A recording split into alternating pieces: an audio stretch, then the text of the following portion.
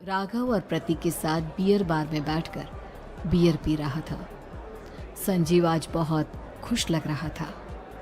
अरे यार, आज की पार्टी में तो मजा आ गया।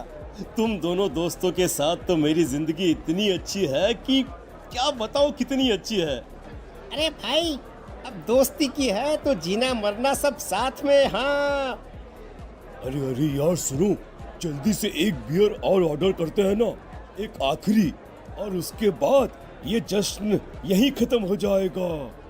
अरे हाँ हाँ, क्यों नहीं। वेटर, जल्दी से 2 बियर की बोतल लेकर आओ। आज मेरे दोस्तों को जश्न मनाना है, क्यों? इतने में वहां पर एक बहुत सुंदर लड़की छोटे छोटे कपड़े पहनकर हाथ में बियर की बोतल लेकर उसके पास आती है। ये लीजिए, आपने बियर ऑर्डर की थी ना, मैं लेकर आ गई। क्या बात है यार, इस बार की वेटर तो बड़ी सुंदर है। अब बियर लेकर आई हो तो अपने हाथों से ही पिला दो ना। हाँ हाँ, क्यों नहीं, जैसा आप बोलोगे मैं वैसा ही करूँगी। क्या बात है यार, अब तो लगता है रोज यहीं आना पड़ेगा। उसके बाद वो लड़की उन तीनों को बियर सर्व कर देती है। पार्टी करने के बाद वो तीनों अपने अपने घर जाते हैं। प्रतीक, संजीव और राघव को उनके घर छोड़कर जैसे ही अकेला अपनी कार में आकर बैठता है तो अचानक उसे एहसास होता है जैसे उसकी कार की पीछे वाली सीट पर कोई बैठा हुआ है। वो तुरंत पीछे मुड़कर देखता है। तुम यहाँ क्या कर रही हो? और तुम मेरी कार में कब आई? अरे तुम तो बार में वेटर थी ना। बस ऐसे ही मेरा दिल कर रहा था आपके साथ आपके घर चलने का, इसलिए मैं आपके साथ चली आई। अरे लेकिन तुम मेरी कार में आई कब? अभी कुछ देर पहले तो यहाँ पर मेरे दोस्त बैठे हुए थे। प्रतीक के इतना बोलते ही उस लड़के का चेहरा खतरनाक तरीके से बदल जाता है। उसकी आंखें पत्थर की तरह सफेद और पूरे शरीर पर नीली नीली नसें उभर आती है। गाड़ी चलाओ, पूरी स्पीड में चलाओ, और अगर तुमने गाड़ी रोकने की कोशिश भी की तो मुझसे बुरा कोई नहीं होगा। डर की वजह से प्रतीक के पसीने छूटने लगते हैं। उसका शरीर बुरी तरह से कांप रहा था। प्रतीक बिना कुछ सोचे समझे कार को फुल स्पीड से चलाना शुरू करता है। चलते चलते वो शहर से दूर एक पहाड़ी पर पहुंच जाता है और सामने अब सिर्फ पहाड़ी का किनारा दिख रहा है, जिसे देख प्रतीक घबराकर अचानक से कार को ब्रेक लगाता है। देखो देखो देखो देखो, मुझे छोड़ दो मुझे। अगर मैंने गाड़ी जरा सी भी आगे बढ़ाई तो हम दोनों नीचे गिरकर मर जाएंगे। ये तो तुम्हें पहले सोचना चाहिए था ना। अब कुछ नहीं हो सकता।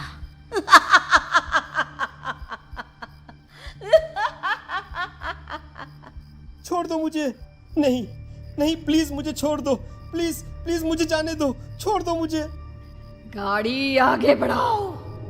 और तभी अचानक से बिना प्रतीक के स्टार्ट किए उनकी कार आगे बढ़ती है और गहरी खाई में गिर जाती है। उसके चीखने की आवाजें चारों तरफ सुनाई देती है।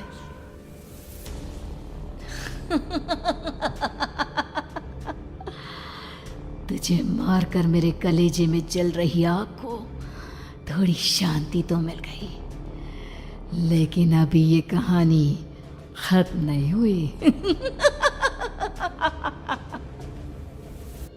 और फिर अगले दिन राघव और संजीव को पता चलता है कि प्रतीक की पहाड़ी से नीचे गिरकर मौत हो गई।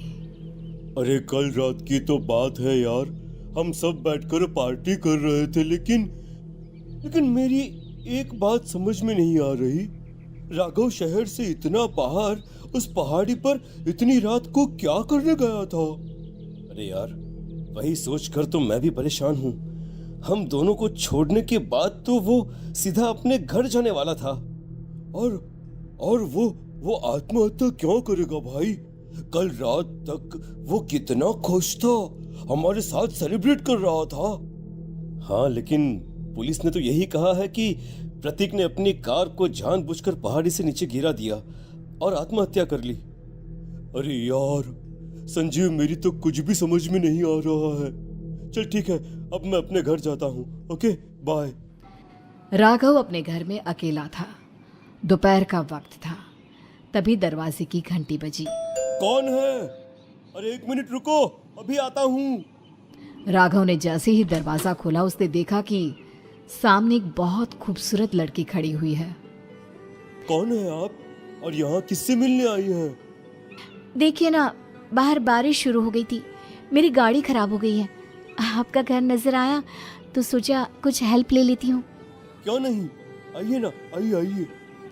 मेरे कपड़े पूरे भीग चुके हैं, क्या आपके पास टॉवल मिलेगा प्लीज? राघव अपने बाथरूम से एक टॉवल लाकर उस लड़की को देता है।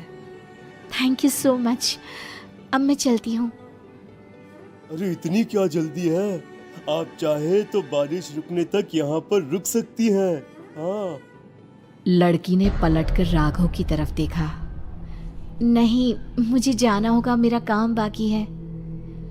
और वो वहां से चली गई। उस लड़की के जाने के बाद राघव अपने बाथरूम में नहाने के लिए गया और जैसे ही उसने बाथरूम में देखा तो उसका टॉवल वहीं पर लटका हुआ था।